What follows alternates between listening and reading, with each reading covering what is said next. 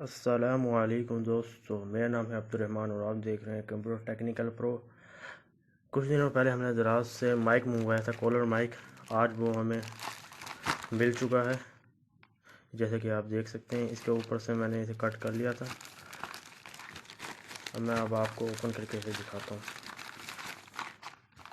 ये देख सकते हैं, जैसा कि आप professional level mic, iPhone, iPad, Android, Windows, smartphone and more. Packing बहुत ही खूबसूरत की हुई थी। ये इसके बारे में कुछ इन्फॉर्मेशन वगैरह, ऑपरेशन नोट्स वगैरह इसके आप ये पढ़ सकते हैं आप। अब हम जल्दी से अपने प्रोडक्ट को खोल लेते हैं।